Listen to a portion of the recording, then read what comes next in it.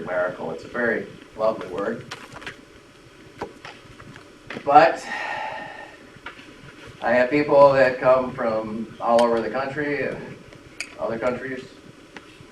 And if you're going to do this work, you have to be comfortable with your ability to do it. So if someone calls up from thousands of miles away that's going to travel when they're sick, perhaps crawl down your hallway from the waiting room on their hands and their knees, throw up in your wastebasket before they get it onto the table. You better be confident. When I was on South Island, Catherine sent me an email. I talked to Dr. Dobson and allowing me to bring her. I think patients are more interesting than PowerPoint presentations. So she was x-rayed last night. Was it last night? She was x-rayed last night. And she brought in a disc and it didn't work. So I just held them up to the window and photographed them. These are not chiropractic x-rays. I would not consider these to be adequate in my practice. I would take another, I'd probably take a Nasium. You don't see the lateral edges very clearly here, but you can see where the spinous processes here are straight, and off to the right they go, and they're swinging back to the left. Are you able to see that? Catherine denied any cervical trauma. She's what, 34? How old are you? Okay. Maybe if she was 90 and she came in like that, I'd say okay. But at 34, she had fallen on her head, obviously. So unlike a lot of upper cervical specific chiropractors, I do adjust the lower neck. I like to hurry things along. I'm kind of an impatient person. So I look for kinks, like right there. This is important. See how the atlas is like right smack dab against occiput? These are unhappy patients. They have a lot going on right here, and they'll come and they'll point here, they'll point here, they'll point here, they'll point there. Sometimes they say it starts between the shoulder blades and goes up. Sometimes they realize it starts here and goes down. Catherine, would you come on up while he does that? It'll give us a little time. So when I was in school, they said the most important part of the, just go ahead and sit there for a moment. The most important part of the first visit was the case history, and everyone moaned. I think I did too at the time, but I love doing case histories now. So stand up and face that way. Does anybody notice anything about her head carriage?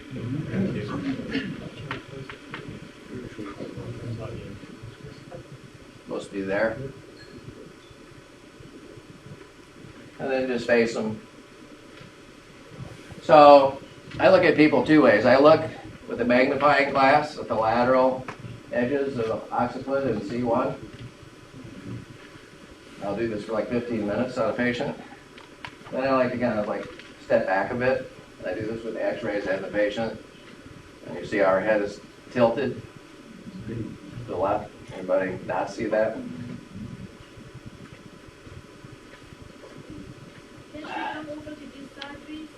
There you go. Go ahead, They want to.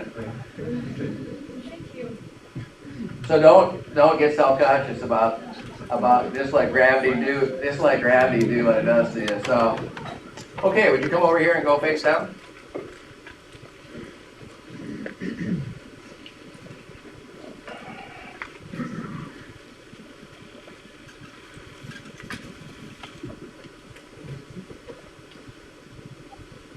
Anybody want to see a leg check?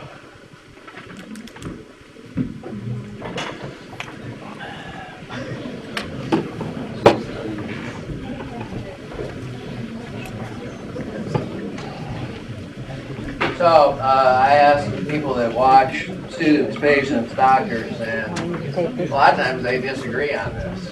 And then I go, why did I ask? But I still do it. Yeah. Which leg is short? How much would we say it's short by? Of course, you're gonna. It's less than a half inch. So don't look up at her head when she does this. Look at her feet. Turn your head to the right. Turn your head to the left. Back to the center. I did this once before earlier. It was a more dramatic cervical syndrome. You do it once. First time you'll see it. After that, maybe not so much. So where you want it, the place to look when you're doing this is at the welt, because it's flat. Most people say, should I take my shoes off? No, please don't. Gently and steadily pick up both feet. Relax. So it's short, so that's a positive test for C1. Gently pull your feet together.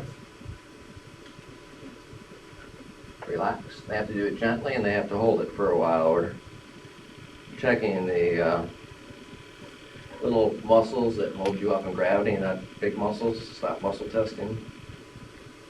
So it's short, so that would be a positive test. Legs together. Relax. So I would say that's not a positive test because it got a little more balance. Don't make it too hard. Legs apart. Relax. More balance, negative test. Arms out straight like airplane wings. Look up. Relax. A little less balance, positive test for C5. Arms out. Look up. Relax. More balanced. Negative test.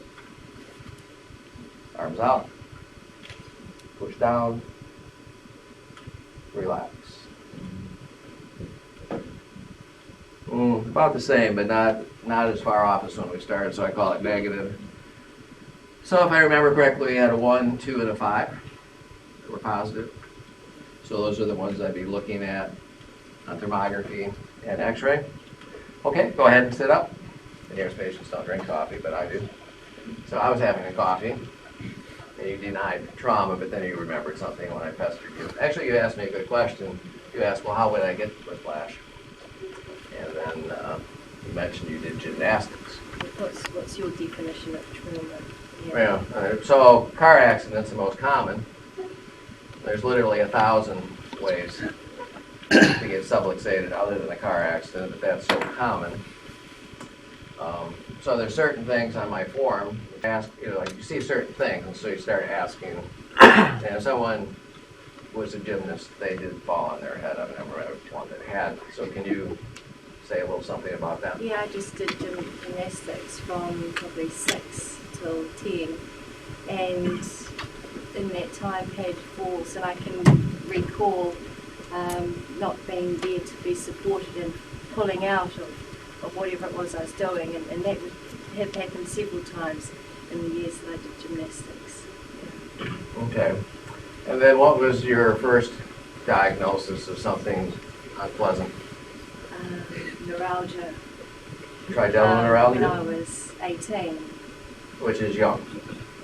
But keeping in mind that it takes an average of 15, of course that's an average. They do cluster around 15, but if it was a bad one, it could be a shorter period of time.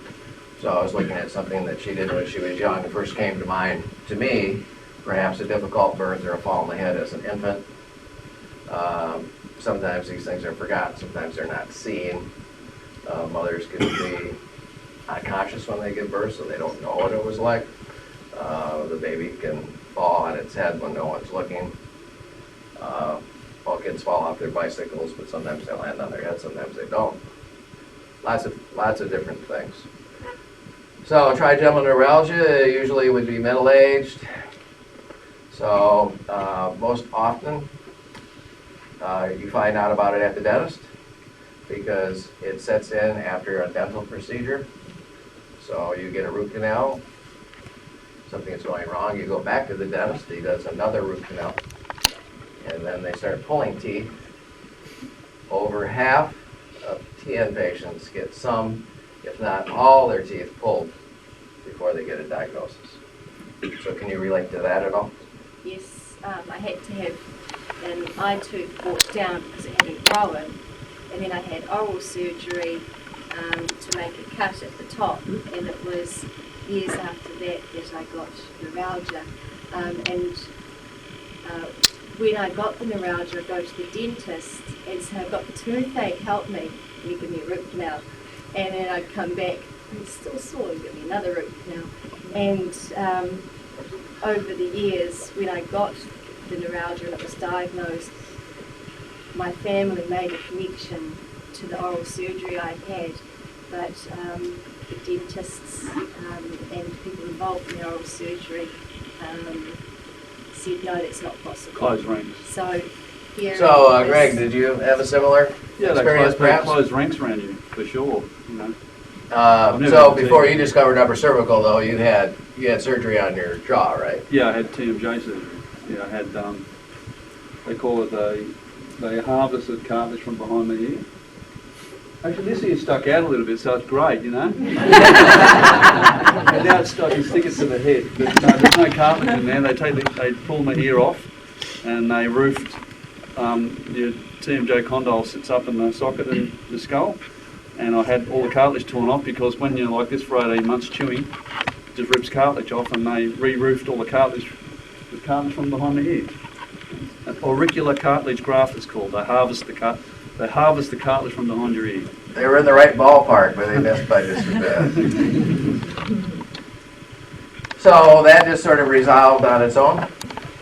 I was on medication, and over the course of the year that I took the medication, it stopped. But whether it has stopped because of the medication or it's just the pattern that it has, I don't know, but it's the fingers crossed. And so then, 10 years or so went by and things weren't too bad?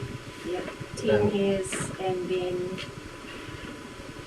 I had what I thought I Looked too good. I told him he ought to go to a medical doctor.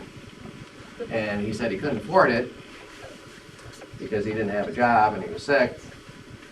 And I said, you could go to the ER and just pay a little bit as you go along. And he goes, no. I insulted him. He said he had his pride. He wouldn't do that. I think a visit to the clinic was $8. So I have collected $8, and I would rather be adjusted.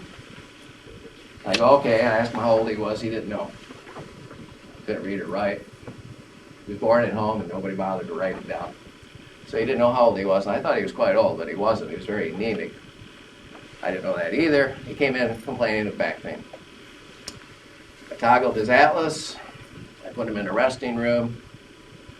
And when I came back to the resting room, he was curled up in a ball on the floor, sweating profusely, crying. He was unable to speak. And I'm like, Melvin. He was weeping. He was trembling, shaking, sweating profusely. You get the sweats when you have an attack. So I went to the floor doctor who was talking to another floor doctor. I said, come with me. And she said, I'm talking to someone, don't interrupt me.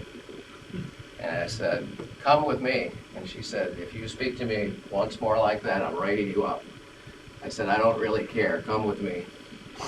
And she followed me, and she looked into the room, there was no door, and saw him, and she whispered, what did you do to him? And I said, I toggled his atlas. She said, call an ambulance. I said, what? She said, call an ambulance!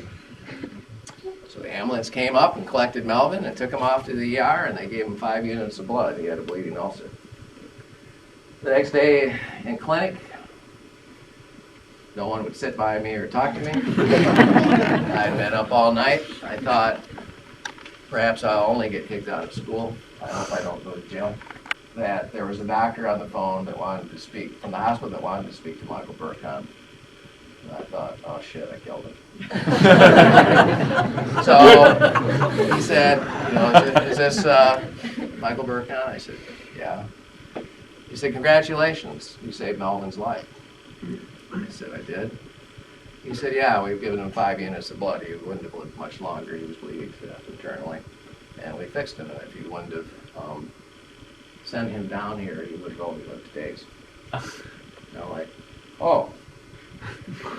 After that, nothing would much surprise me. So I had to come up with a theory, and I did get a paper published on my first, while I was in school, I got a paper published on this. And I thought, what was happening here?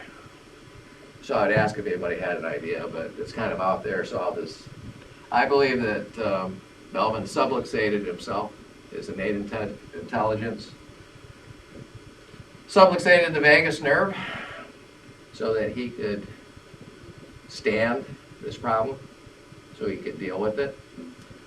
And when I unsubluxated him, the pain was so bad that it was just a little bit on the obvious side. But I think the body will do some strange things. I think he actually, his innate intelligence, because he wouldn't go to the doctor, he couldn't deal with the pain, he actually innately gave himself an atlas subluxation to remove some of the pain to his atlas. 2 months ago that I was diagnosed, and when I was, the doctor said to me, you've got hearing loss, hearing aids won't help, here's some medication, let's hope it doesn't get any worse. And it was what I got, and today's been really life-changing. Thank you, Dr. Mike. Thank you, Catherine.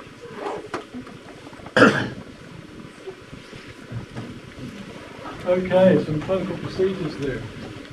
And we'll make sure Catherine gets connected with someone that can pattern her and get her adjusted. Catches it so that we can help other people with hearing problems. Good afternoon. My name is Marty.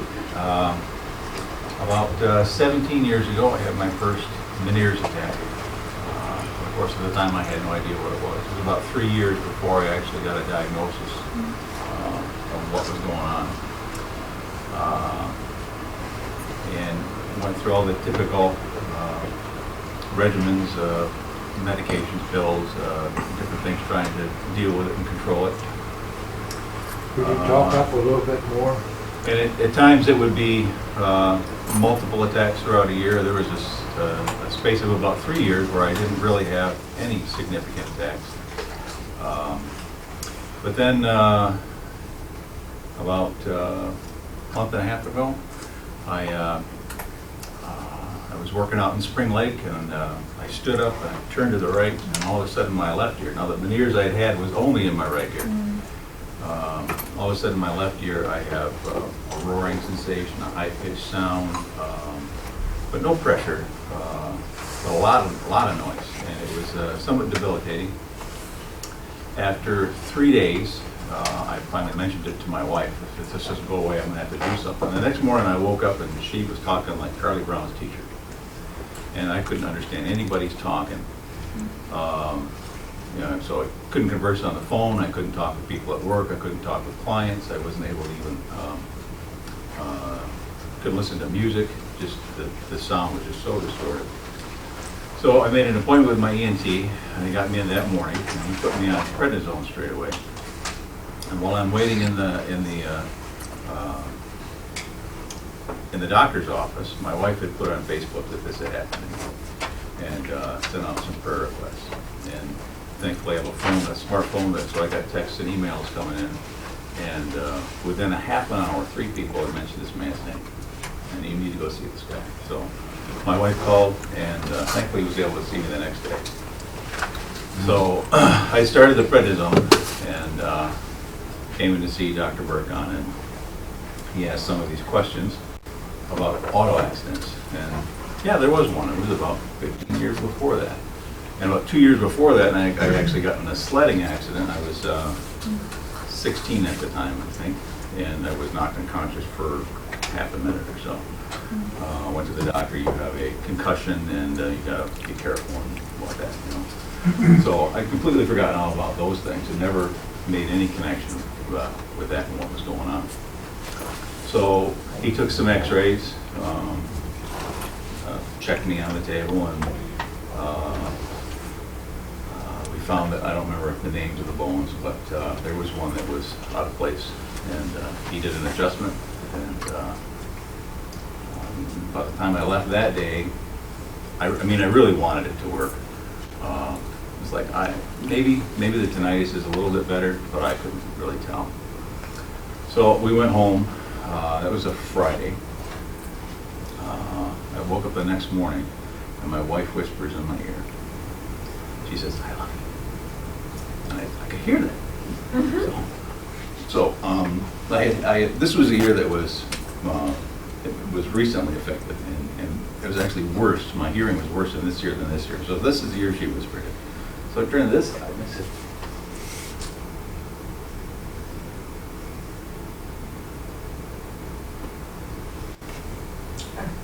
this one too.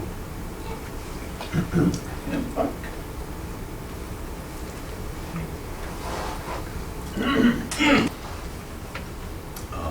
So anyway, I could hear better in this year, and that was cause for praise.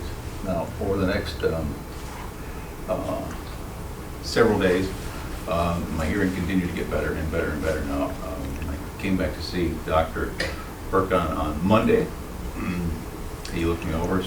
Doesn't need to be another adjustment. I think I came back again the next Friday. Went through that process again, and things were still going well. My hearing was continuing to improve. Now, the day before, I went to my ENT, and they did a hearing test, which they had done the week before, and noticed a dramatic reduction in my hearing. So this one,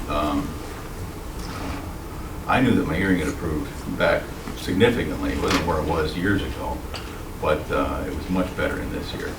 And this year seemed to be better than it had been actually before this event.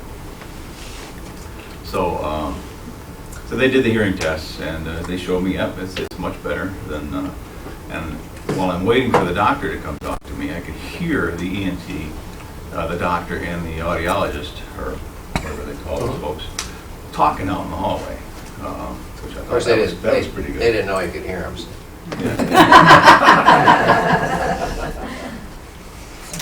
So I could hear them both exclaiming, you know, he's improved in both ears, and remarkably, and they're surprised and happy for me, probably happy for themselves that the prednisone works so well.